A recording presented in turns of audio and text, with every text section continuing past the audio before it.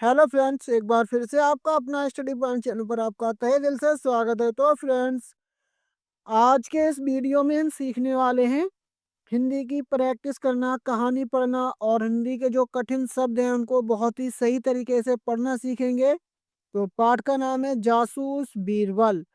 तो पाठ का परिचय पहले हम पढ़ते हैं।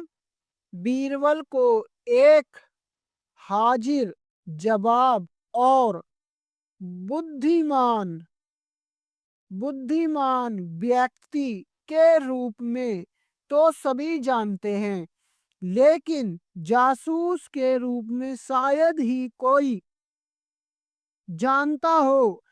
इस कहानी को पढ़कर हम बीरबल के व्यक्तित्व, आधा व या आधा का ता में छोटी की आधा ता हुआ व्यक्तित्व के एक अज्ञात लेकिन महत्वपूर्ण पहलू के बारे में जानते हैं।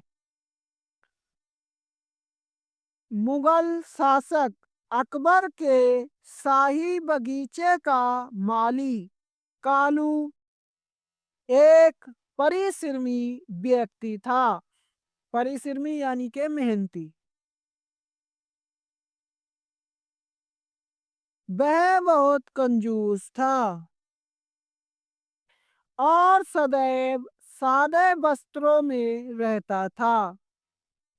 एक दिन उसके मित्र ने पूछा, क्या बात है मित्र, तुम अच्छा खासा वेतन पाते हो। वेतन मतलब सैलरी। साथ ही बेगम और बादशाह सलामत की भी तुम पर विशेष कृपा रहती है। समय समय पर तुम्हें अच्छी खासी आमदनी पुरस्कारों से भी हो जाती है, तो भी तुम इतनी दीन अवस्था में क्यों रहते हो। माली ने जवाब में कहा, अपना धन मैं अपने बुढ़ापे के लिए बचाता हूँ, जब मेरे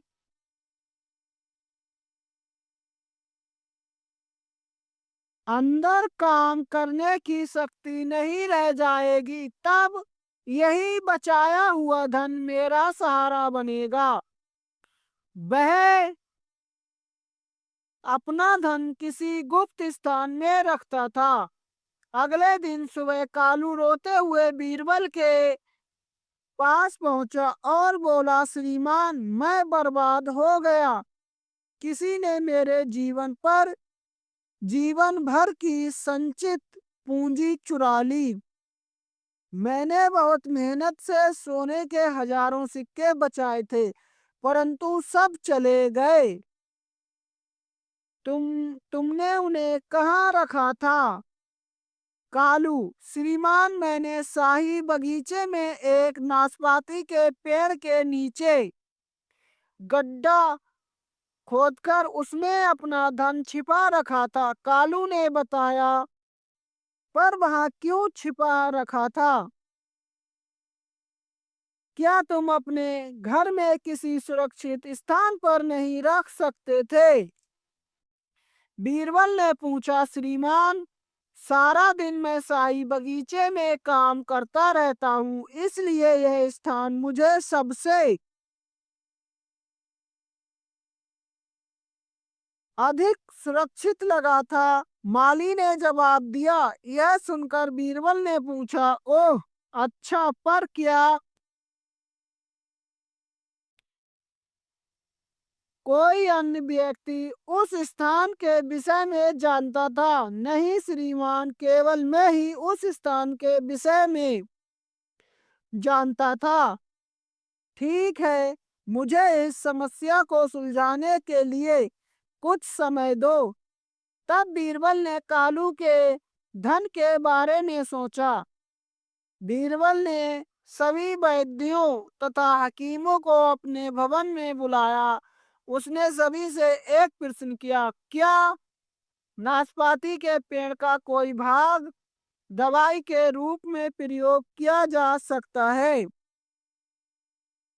वहां उपस्थित अधिकांश व्यक्तियों ने इनकार कर दिया, परंतु उनमें से एक बोला, नाशपाती का फल स्वास्थ्य के लिए अच्छा होता है, परंतु इसके फूल एवं पत्तियों का औषधि के रूप में हमारे लिए कोई उपयोग नहीं।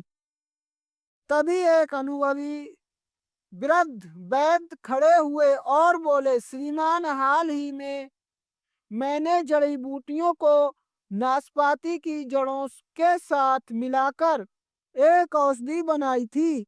वह मैंने पीलिया से पीड़ित मरीज सेठ हजारीमल को दी थी। ओह, हजारीमल को बुलाया जाए। सेठ के आने पर बीरबल ने पूछा, सेठ जी, क्या आपने पीलिया